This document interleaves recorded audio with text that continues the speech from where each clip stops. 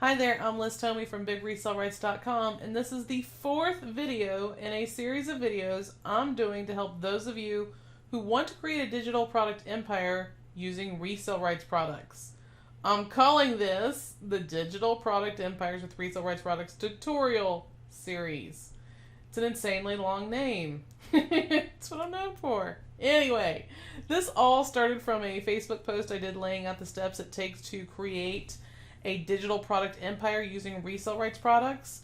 Now, I'm not going to go over those steps again for a fourth time because by now you should have them drilled into your head.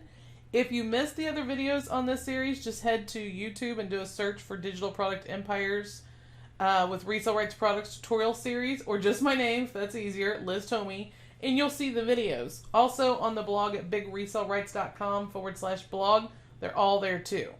Okay, so we're on step 4 today. We've got a squeeze page set up in our niche. We've got products set up that we have the resale rights to. Now what? Now it's time to add what I call the automation sauce. The automation sauce are the emails you create that automate the selling of all the products in your product empire. Here's why I call these the automation sauce. So if we look at our diagram here, once you send traffic to your squeeze page, and once these people get on your list, once you get all these emails created, they're going to automatically get all of these. All you're left to do is drive traffic. That's it. Of course, you'll want to test and tweak to make sure that your emails are working and stuff like that, but this is the automation sauce. When people get on your list, they're automatically taken through all your emails. Okay, so let's talk about what emails to create, how and why, and some important tips, okay? First things first, you need to have a few what I call know, like, and trust emails. These are emails where you warm your readers up and get them to know, like, and trust you. So we look at this diagram again. These are those emails, okay? This is very important and a crucial step, so listen closely to what I'm about to say. If you don't get these emails right, no one is going to open your future emails and no one is going to buy from you. Let me say that again. If you don't get these emails right, no one is going to open your future emails and no one is going to buy from you, okay? You've got to grab people's attention and start bonding with them. So your very first email should thank them for signing up, remind them where they can get what you promised them for signing up, and sprinkle a little something about you in them, okay? Use relatable things. Your kids, food, traveling, stuff like that. I highly recommend that the link you have where you deliver your free offer have a video of you. It can just be a simple video that you record with your phone just saying hi and what they can expect from you moving forward, okay? That one single thing can make a huge difference. So that's a big tip I just gave you. Now, you should have a few more know, like, and trust emails after this one. I usually do 3 to 5 know, like, and trust emails before I start promoting anything. These kinds of emails should provide value and have a little something about you in them that you can relate to your reader on. Maybe it's a struggle, a common thing you have, like I just said, kids, food, but you've got to find bonding components to put in your emails, okay? Now, once you have your know, like, and trust emails created, some people call this a welcome sequence, a relationship building sequence, an indoctrination email sequence. It's got all kinds of names. I call them know, like, and trust emails because of who I learned from. Then you can move on with writing sales emails once you have these created, okay? With that said, though, sales emails shouldn't just sell. They need to provide value too.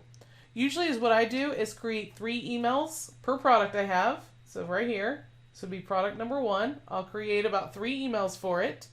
The first one of the 3, I educate them about the topic of the product I'm selling. I call this educate to buy. And then tell them to buy the product to learn more, okay? The second of the 3rd email, I do a hard sell. Meaning I create an email that says, here's what I got, here's why you need it, and then a call to action to go buy it. The 3rd email, I will usually provide more value on the topic and then do a strong call to action to get them to buy the product. Something like a scarcity. There's only so many left. There's only so much time left. Something like that, okay? The main things you need to keep in mind here. 1, every email needs a good subject line to get them to open.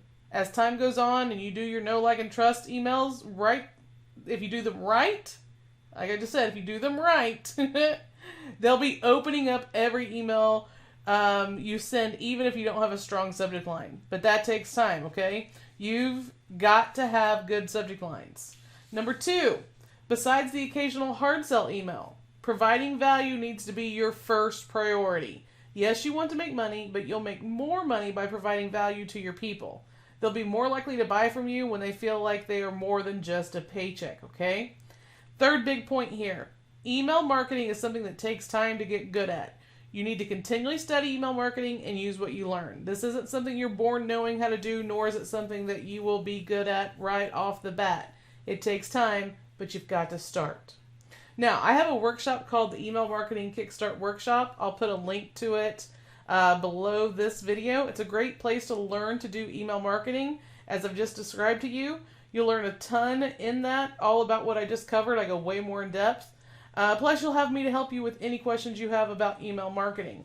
But guys, this is the automation sauce. You've got to get your emails created, loaded into your autoresponder so that your people can get these and your sales become automated. Okay, so is what you need to do right now is go create your automation soft. I recommend sitting down and planning out each email, okay? You've got a lot of work to do, but don't let that stop you.